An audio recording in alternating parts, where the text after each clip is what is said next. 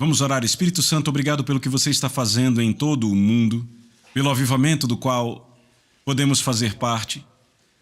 Nós abençoamos este dia em nome de Jesus. Amém. Recentemente, toda vez que subo na plataforma, tenho pregado sobre fé por causa do que tem acontecido dentro de mim.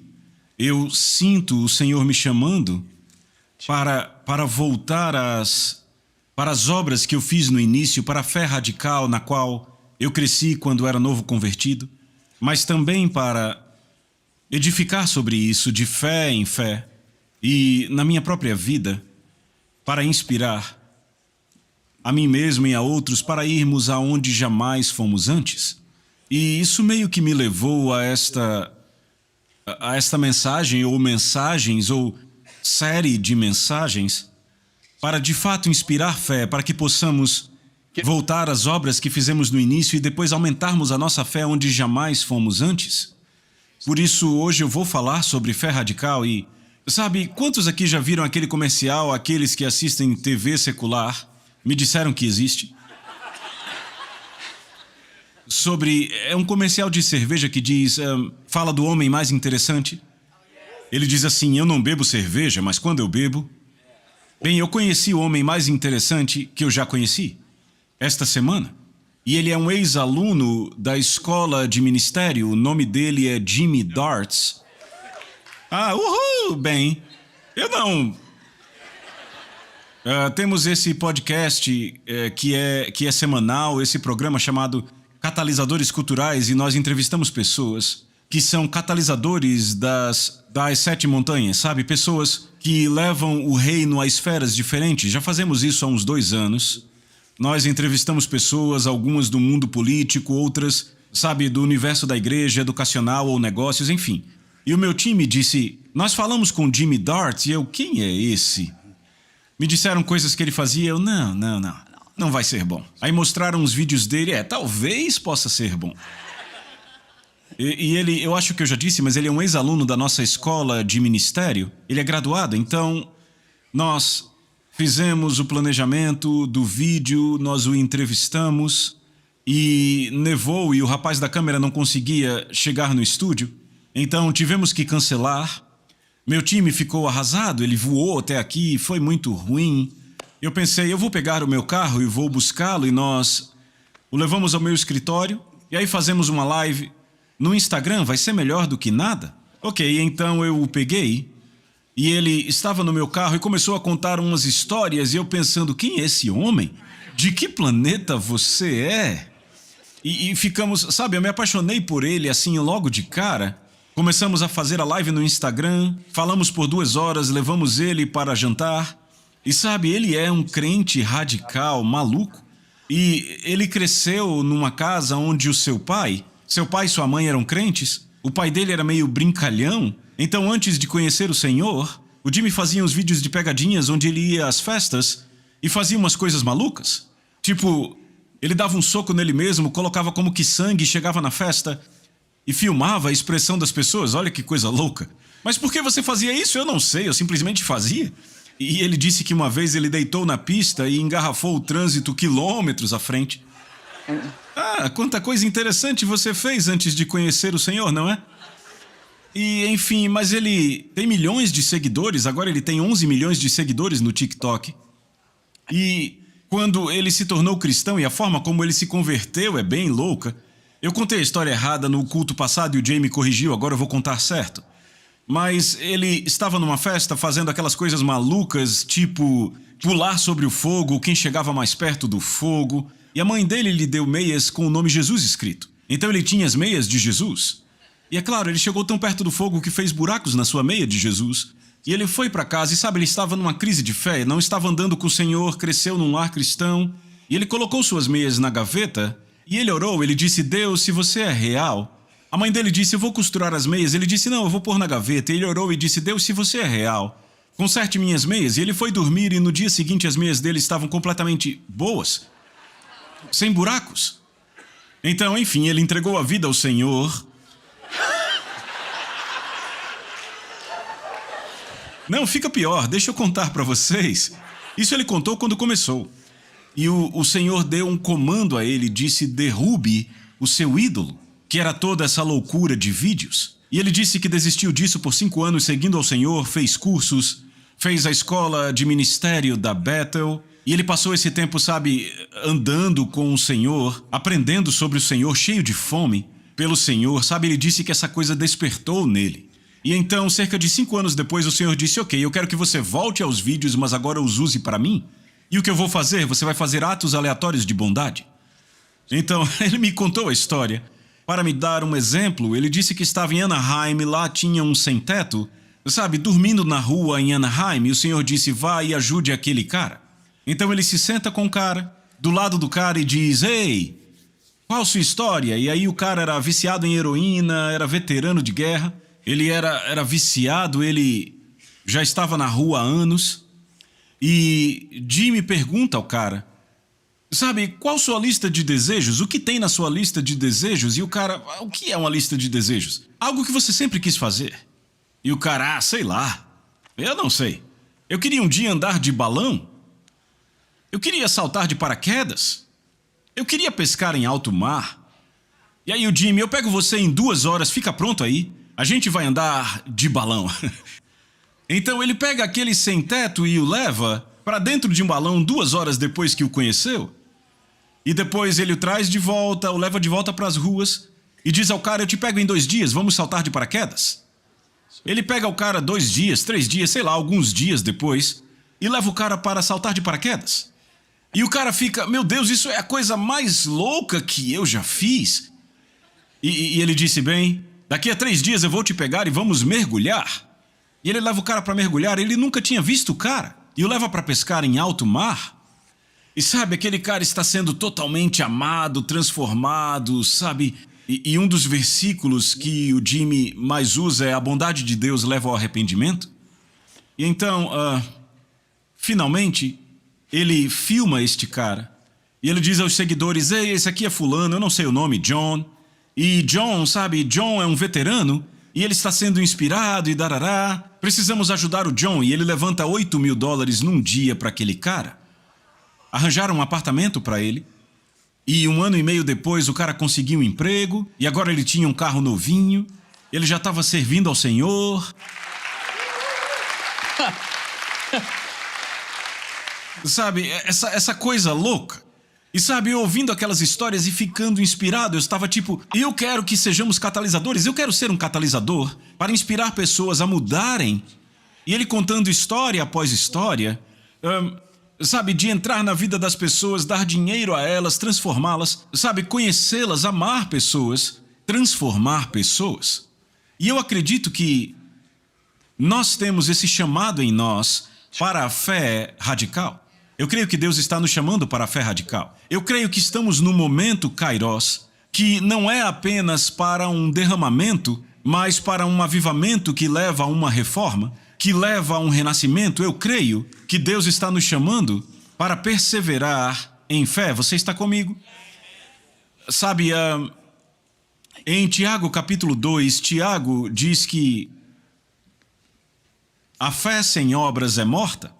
E eu tenho pregado esta série, e eu quero lembrar 2 coisas a vocês que eu quero trazer a essa mensagem. Ouça, a fé é catalisada pelas obras. Você está comigo? Em outras palavras, Tiago diz: você diz que tem fé, mas me mostre através das obras. Ele diz: Abraão foi justificado quando... Abraão, um homem de fé, ele pergunta: não foi Abraão justificado quando ofereceu Isaque? Ou seja, a fé, ele continua dizendo, a fé sem obras na verdade está morta, assim como o seu corpo sem espírito está morto. Pense nisso. O quão morto é o seu corpo sem seu espírito?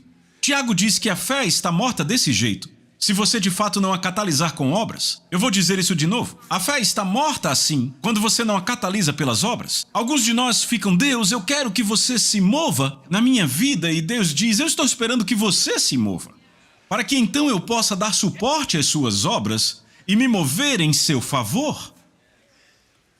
Jimmy encontrou um ateu, e o cara diz: eu sou ateu, e o Jimmy: eu não... Você precisa entender, se você não conhece o Jimmy, ele tem um jeito de falar que só ele fala.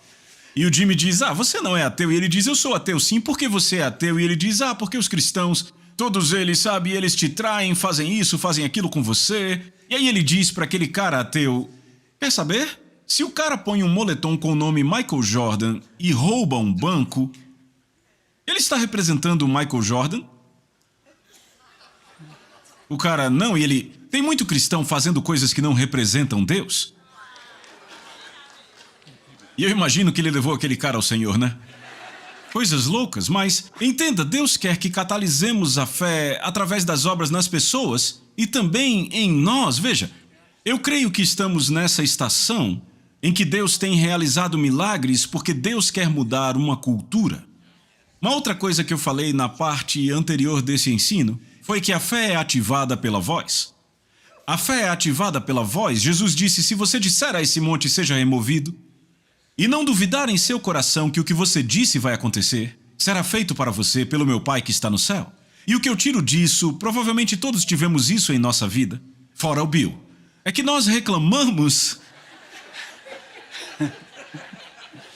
Talvez o Bill Johnson já tenha reclamado, mas nós reclamamos dos nossos problemas, ao invés de dar um passo para trás e dizer, Deus, o que você diz sobre meus problemas? E começarmos a falar em linha, você está comigo? Eu estou falando de fé radical, eu estou falando de sair dessa coisa meia boca, dessa fé medíocre que a gente tem tido, eu venho para a igreja e faço coisas boas. Eu creio que Deus está nos chamando para injetarmos fé radical em nossa jornada e de fato mudar o curso da história da América e certamente a história do mundo como um todo. E sabe, eu sinto que Deus quer ligar algo em nós, que talvez esteja dormindo ou dormente, ou talvez Ele queira despertar algo em nós que nunca foi despertado, ou pelo menos um nível disso para que comecemos a nos mover fora da nossa zona de conforto, para que a gente entre, se eu posso dizer assim, na nossa zona de fé radical. Então, sabe, Deus quer que comecemos a falar com os montes, falar com nossos problemas, não ficar no meio do caminho como, ok, vamos ver. Ao invés de reclamar, eu vou dizer, Joãozinho é um bom garoto. Não, Deus, o que você diz sobre Joãozinho? João está se comportando mal, ele foi expulso da escola. Deus, qual a sua palavra sobre Joãozinho? E Deus diz, Joãozinho vai mudar vidas, Joãozinho vai... E eu começo a falar, não na frente do João, eu começo a falar para o Joãozinho o que Deus diz sobre Joãozinho. Você está comigo? Vá para Hebreus capítulo 12, verso 2.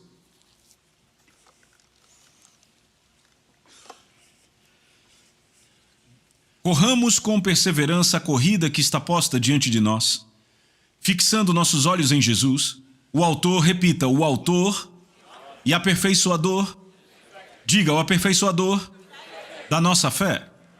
Eu quero observar que Jesus é o autor e aperfeiçoador da nossa fé. Ele é que está escrevendo nossa história.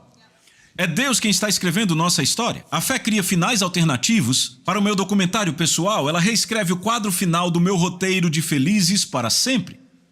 É interessante como a biografia de Deus a seu respeito soa bem. Sabe, Sara, lembra da história de Sara e Abraão? Diz que Hebreus diz que Sara concebeu porque ela creu naquele que é fiel. Agora, a história de Gênesis é um pouco diferente. Deus vem para Abraão e diz, você vai ter um filho, eu vou te abençoar, e ele começa a falar de nações, de estrelas do céu, da areia da praia, e então Abraão começa a pensar em ter filhos, não posso ter um filho, não sabemos como isso será, e o argumento entre Sara e Abraão chega num ponto em que Sara diz, aqui, tome a minha serva Agar. Então, ao que parece, Sara está pensando, olha, o problema não é meu biologicamente, mas você fica me pressionando, tome, pegue Agar, eu vou provar para você que o problema é você. E aí Agar fica grávida. E ela tem um filho chamado Ismael, lembra da história? E Sara expulsa os dois. E Abraão diz a Deus, Deus abençoe Ismael e permita que ele seja o meu filho prometido. Deus diz, eu vou abençoá-lo, mas ele não é o filho da promessa. E então o tempo passa, os anos passam, e finalmente Abraão, eu acho que tinha 99, e Deus chega para Abraão, Sara está na tenda, e diz, por volta dessa época, ano que vem, você terá um filho. E Sara ouve isso, e ela começa a rir. Ela não está com uma risada alegre, ela está... esse tipo de risada. Esse tipo de coisa, sabe? Tá, eu quero ver, haha. E Deus entra na tenda e diz, você riu? Eu imitando Sara, foi péssimo, não foi? Deus entra na tenda e diz, você riu? E ela diz, eu não ri. Ele diz, sim, você riu. Você o chamará de Isaac, eu rio. Entende? Deus dizendo, quem ri por último sou eu. E é claro, ela tem Isaac e aí vai o resto da história, mas o meu ponto é que quando em Hebreus, quando o Novo Testamento olha para trás, para Sara, diz que ela considerou fiel aquele que fez a promessa. Ei, onde foi que isso aconteceu na história de Gênesis? O que eu quero trazer é que muitos de nós não nos movemos em fé radical por causa da nossa história. A gente conta a nossa história e Deus diz, essa não é a história que eu conto sobre você. Você deveria assistir o documentário que eu escrevi sobre você com o sangue de Jesus e você diz, mas se parece mais com você do que comigo. E Deus diz, esse é o ponto. E o que eu estou dizendo é que Deus quer reescrever a sua história. Você fica, eu fracassei, eu tive um filho fora do casamento, eu me divorciei, eu era viciado em drogas. Alô, essa não é a história que eu conto. Você deveria ouvir a história que eu conto. A história que eu conto inspira até os anjos a te ajudarem. E eu acho que muitos de nós deveriam tirar um tempo para ouvir a história que Deus conta a nosso respeito. Eu estava lendo a história de Gideão essa semana. Sabe, Gideão no capítulo 6 de Juízes, Deus vem aos israelitas que vinham sendo oprimidos pelos midianitas, não pelas midiazinhas, pelos midianitas, para deixar claro. Bem, lembra, culto passado eu disse que Jesus viveu 3 anos, então pelo menos eu estou melhorando a minha capacidade de pensar aqui. Só tem fiscais na primeira fila aqui. Você falou 3 anos. 33 anos, vai. Eu estava tentando fazer uma relação com os 3 anos que ele ministrou e me confundi no aniversário dele. E os midianitas estão oprimindo os israelitas a tal ponto que já estavam queimando os campos dos israelitas. Imagine, queimando os campos, já havia fome na terra.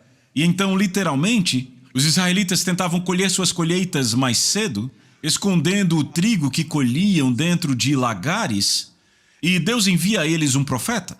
E esse profeta não conta a eles sobre seu futuro. Quem quer ir a uma conferência profética que não fala do seu futuro, mas do seu passado? E o profeta diz a eles, Deus me disse para dizer a vocês que Ele é o Deus que lhes tirou do Egito. Ele os guiou através do Mar Vermelho, a pés secos, esse é o Deus a quem vocês servem. Em outras palavras, vocês acham que eu não posso livrar vocês dos midianitas? Eu livrei vocês do Egito, eu sou o Deus que livra. Bem, evidentemente Gideão estava nessa conferência, porque o anjo do Senhor vem até Gideão, e a primeira coisa que ele diz a Gideão é, ô guerreiro poderoso. E Gideão fica tipo, sim, se eu sou um guerreiro poderoso, cadê todos os milagres que se falaram na conferência? Você já sabe que eu estou viajando um pouco aqui. Liberdade poética. Literalmente ele diz, onde estão todos os milagres de que nossos pais falaram? Quando nos tiraram do Egito, se eu sou um guerreiro poderoso, então como é que não há milagres? E o anjo basicamente diz, o milagre está em você, Gideão. E ele começa a dizer a Gideão, você é um guerreiro poderoso. Você vai libertar Israel. E Gideão começa a contar a ele todas as razões pelas quais ele não é qualificado. Ele começa a ler para o anjo o documentário sobre ele mesmo. E o anjo basicamente diz, esse não é o documentário de Deus a seu respeito. Você é um poderoso homem de valor e você é ungido para libertar esse povo. E eu te digo, Gideão, se você não acredita em mim, vá lá no campo do inimigo e veja o que eles dizem a seu respeito. E ele vai ao acampamento do inimigo, que ele estaria prestes a atacar. E o inimigo, um dos soldados do inimigo diz para o outro, eu tive um sonho a noite passada, foi? Ele diz, eu vi um pão de cevada vindo rolando sobre nossas tendas. O outro diz, esse não é outro senão Gideão, ele foi ungido para matar todos nós. Viu? O comentário do inimigo a seu respeito é melhor do que o seu.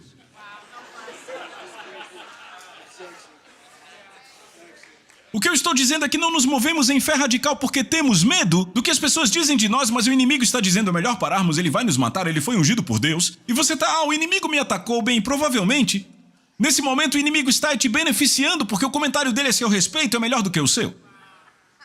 A não ser que ele te acuse, isso é outra mensagem para outro momento.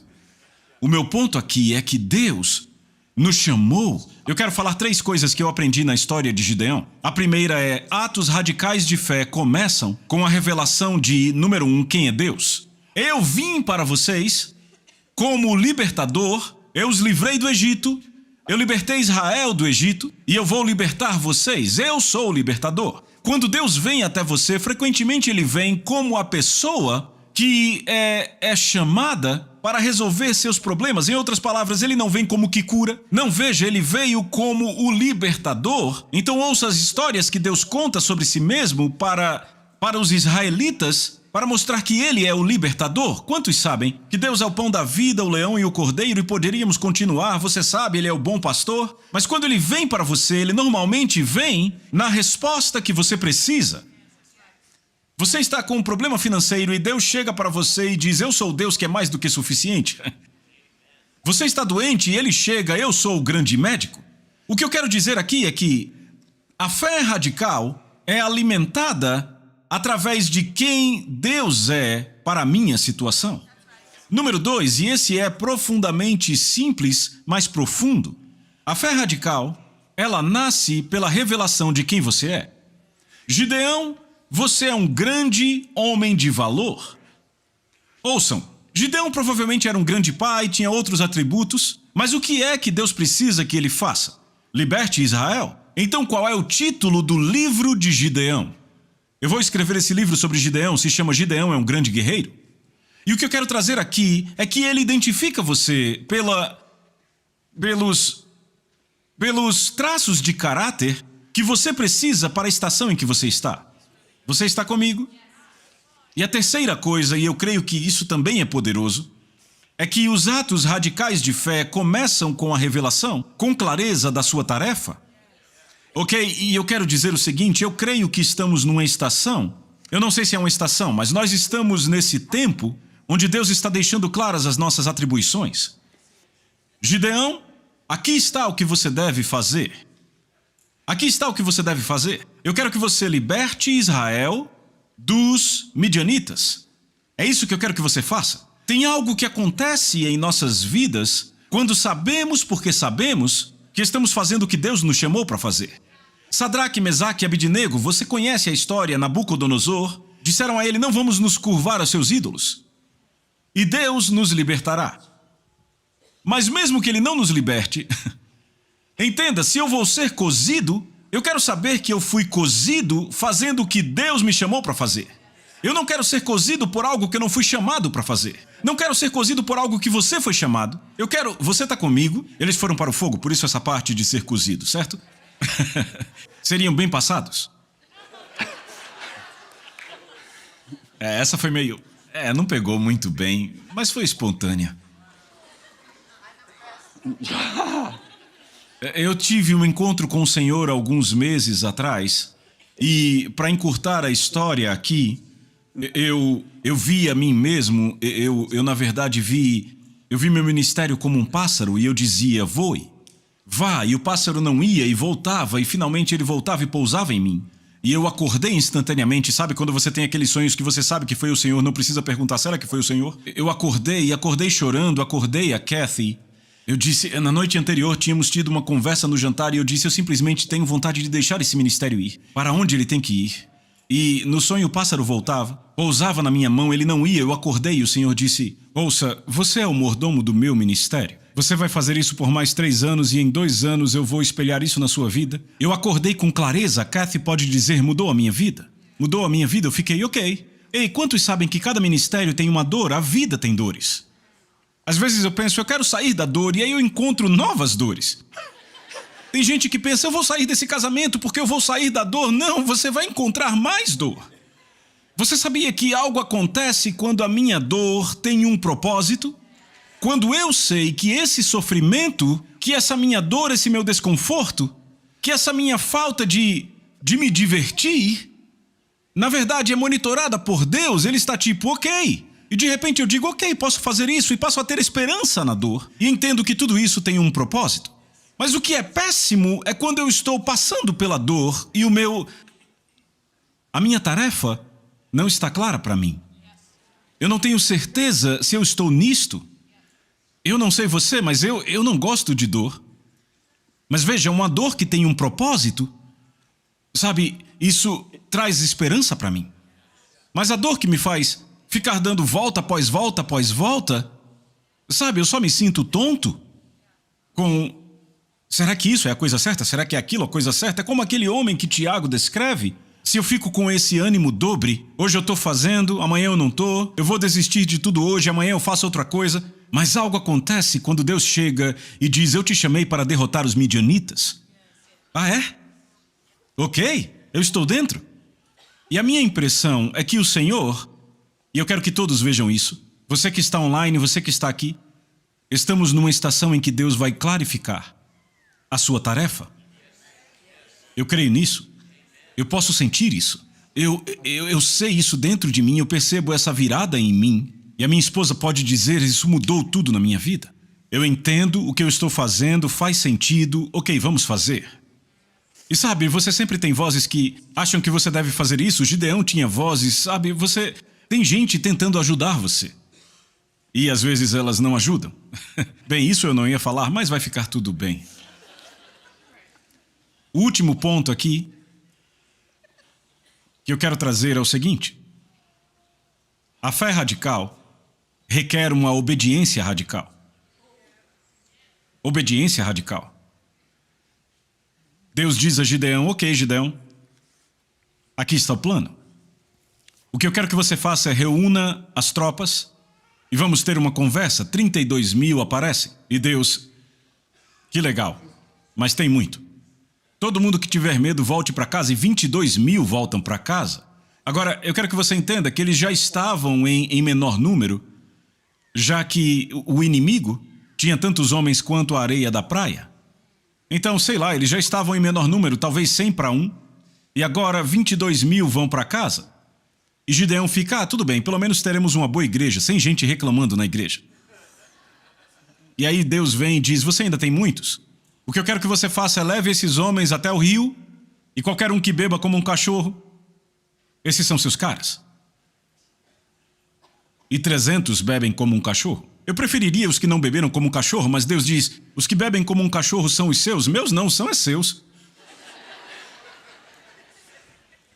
E aí Deus diz, ok, Gideão, esses são seus homens. Ok, então, vamos agir, aqui está o plano de batalha. Deus diz, eu quero que vocês peguem potes e peguem algumas velas e também umas trombetas. Notou que tem uma coisa faltando? E Gideão fica, como é? Ok, então eis o que vamos fazer. Eu sei que soa como loucura, mas vamos fazer o seguinte. Eu quero que vocês esperem até a noite, acendam as velas, quebrem os potes de barro e toquem as trombetas. Como é? Imagina ele dizendo aos caras, ok, eu falei com Deus. Joãozinho, você cuida dos potes? O que estamos fazendo? Bem, Deus disse que a gente vai acender as velas e a gente vai quebrar os potes e soprar as trombetas. Eu ficaria tipo, a Trindade concordou com isso mesmo? Porque parece um plano maluco. Às vezes Deus nos chama para uma obediência radical, na qual a coisa relacionada com essa nossa obediência nem parece ter relação com a batalha. Você já teve esse problema? Deus te dá um plano de batalha e você, Deus, eu estou quebrado, preciso de dinheiro, por favor me envie uma pessoa rica para me dar dinheiro. E aí Deus chega e diz, eu quero que você pegue os $500 que você tem e dê. E aí você, não, eu preciso de mais dinheiro. Isso já aconteceu com você? E aí Deus chega, eu vou te dar mais quando você der esse dinheiro. E aí você, eu vou dar esse dinheiro quando você me der mais dinheiro. E vocês ficam nessa batalha por semanas e ele diz, fé radical. Significa atos radicais de obediência. E, sabe, eu amo essa frase, aqueles que são vistos dançando são considerados como loucos pelos que não conseguem ouvir a música. A pior coisa a se fazer quando Deus te chama a uma fé radical, a um ato radical de fé, é perguntar aos seus amigos não salvos o que eles acham sobre isso. Porque eles não estão ouvindo a música. Você está comigo? Você chega para eles e diz o que Deus me disse para fazer, e aí você conta para eles. Afinal, você precisa de conselho. Você não precisa de dinheiro, precisa de conselho. E o que eu tiro disso, eu creio que Deus está mudando a cultura e nos chama a atos radicais de obediência. Mês passado eu conheci um cara numa conferência. Eu nunca o tinha visto antes. Na verdade, eu nem lembro o nome dele. Por que você está rindo? E ele estava contando uma história. Ele é de Honduras. E Deus disse a ele 10 anos atrás, eu quero que você vá para o México. Eu quero que você se mude especificamente para essa cidade. Ele não sabia por quê, só se mudou para lá.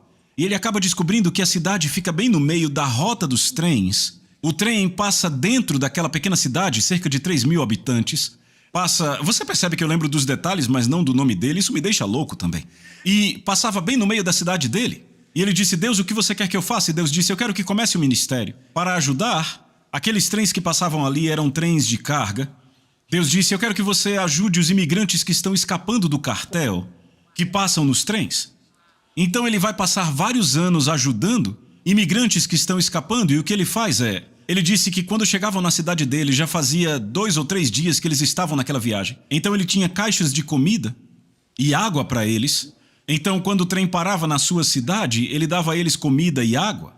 Orava por eles, tentava levá-los ao Senhor e dava o número dele para eles. Ele deu o número de telefone dele para 180.000 pessoas. O número de telefone, não a página do Facebook. Isso é um milagre. Então, enfim, isso acontece por um longo tempo. Ele conhece muita gente com problemas, mas ele conhece uma mulher que estava escapando do cartel. Eu não lembro de onde ela vinha, mas ela estava no trem com seu filho de 10 anos. E então ele a ajuda, ele dá comida a ela, dá a ela o seu número de telefone. E ele diz, ouça, se precisar de algo, se tiver problema, me ligue. Então... Ela estava na cidade há 2 ou 3 dias, ele ora por ela, leva ao Senhor, tem uma conversa com ela, e ela volta para o trem, e o trem estava vindo para a América, sabe? O trem os deixava na fronteira e eles tentavam passar. Enfim, ela liga para ele no dia seguinte, depois que volta para o trem, e ela está em pânico e diz, meu filho e eu fomos sequestrados pelo cartel. E ele pergunta onde ela está, e é uma história muito longa, ele levou 1 hora para me contar a história. Então, o cartel pegou eles e eles iriam vender o filho dela para prostituição. Se ela não desse $10.000 a eles na manhã seguinte, e ela estava em pânico, você imagina, ela estava numa casa presa pelo cartel. Enfim, através de uma palavra de conhecimento, ele descobre onde fica a casa. Primeiro ele entra, ele embarca num trem, ela descreve... Ele diz, me diga o que você vê na janela, porque onde ela estava tinha pequenas janelas, então ela conta a ele. Então ele deduz, bem, ela deve estar nessa cidade, porque ela vê um aeroporto e tem um aqui. Então ele chega na cidade, uma cidade grande, e ele vai dirigindo e por palavra de conhecimento o Senhor diz, é aqui que o cartel está mantendo ela. Enfim, então ele ora e pergunta, Deus, o que eu devo fazer? E Deus diz, venda você mesmo para o cartel. Então ele vende a si mesmo para o cartel como escravo. Você quer saber mais, não é? Outro dia eu termino a história. Eu vou só dar uma resumida aqui, porque a história é incrivelmente maluca. Ele vende a si mesmo para o cartel e ele acaba libertando aquela mulher e o filho dela e outra mulher e outro garoto que foram sequestrados no dia seguinte. Eles queriam 30.000 por todo o mundo. Ele tira todos por $30.000. Atravessa com eles a fronteira e um mês depois recebe uma ligação da mulher dizendo, estamos bem, conseguimos um emprego. Grande obra.